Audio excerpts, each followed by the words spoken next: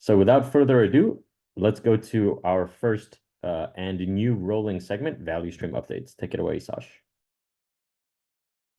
Hey everyone, I'm Sasha, contributor to Lido. So I was honored to cover the monthly updates of the Validator set value stream in this call. It is basically a section that we as Lido contributors intend to have at the beginning of each node operator community call, just in order to keep the broader community updated regarding the major stuff happened over the past month. I personally know how hard it is to keep up with everything happening in crypto space, and we've decided to make this part a bit easier for all of you, at least when it comes to Lido. To be clear, within this section, we are covering not all the Lido protocol updates.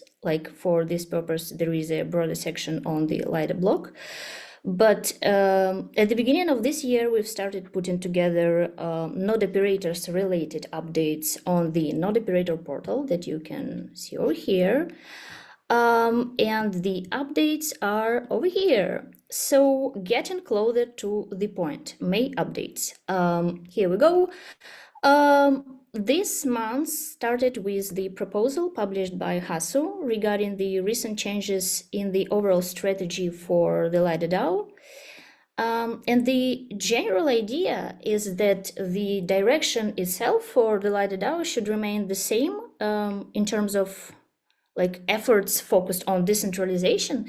And as it is stated in the very first point within the updated goals, it says literally stay focus on security and decentralization.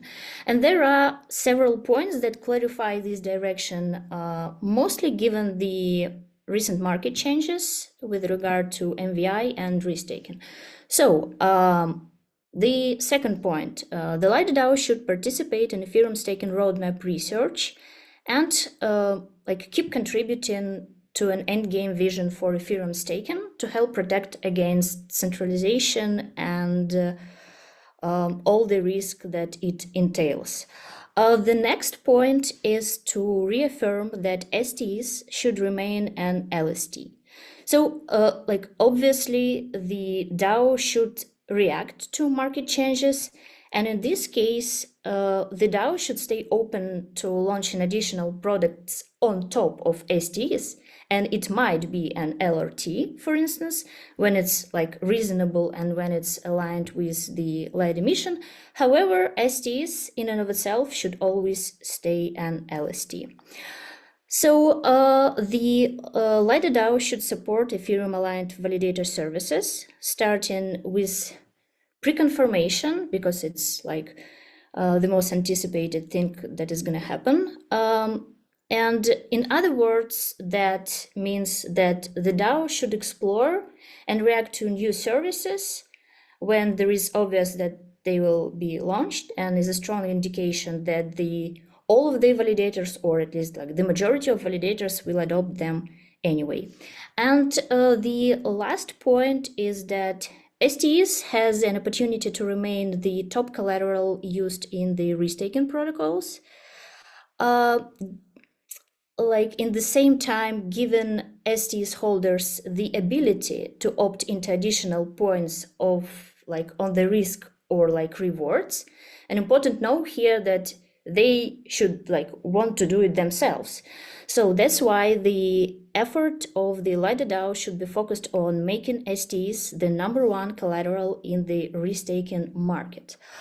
That's it for this section, and next section is about the updates for validator and node operator metrics. So the latest Venom report for Q1 2024 went out with, I would say, one of the main highlights that reflects node operators' effort over the first 3 months of the year in terms of usage of supermajority execution layer client, that went from 67 to 46%, if I recall correctly, which is quite significant. So next up, update on security incident happened on May 14th. I won't dive into it since we'll have a dedicated section, as Izzy mentioned, for it later within this call. But I will just sum up that the incident has been resolved and has not resulted in validator separations being affected or any loss of funds for the protocol. Getting further. So it's been a while since Lido contributors published the RFP, which stands for Request for Proposal, that seeks for the software providers to integrate simple DVT module and community staking module into their tools. The first batch of the proposals for Simple DVT module was approved a bit earlier, since Simple DVT goes a bit ahead of CSM in terms of development. And the integration for the Simple DVT is now being tested with new cohorts onboarded.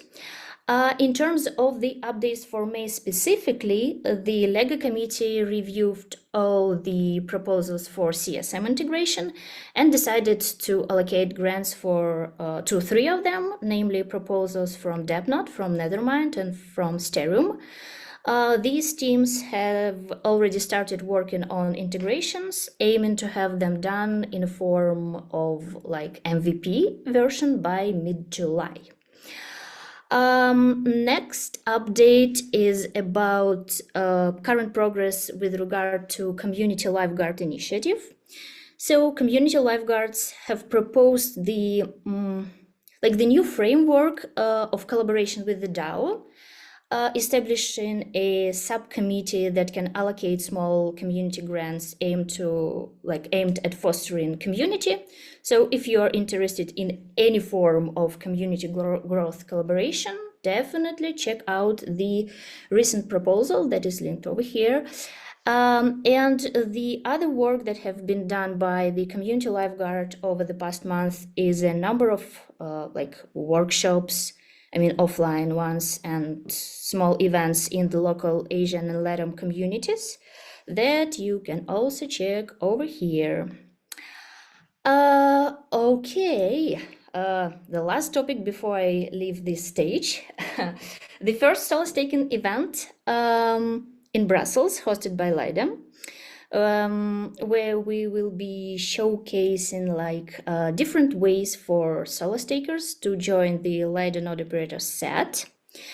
The number of tickets is of course limited, and to sign up for this event you'll need a special invite code, as we say here. And now we are going to do a really quick giveaway of these tickets. So if you'll be in Brussels on July 11th and you'd want to join this event, follow the link that we'll post, or maybe already posted, I don't know, I asked Izzy. And the first 5 people who'll sign up will get tickets to the event. Ta-da! Be fast.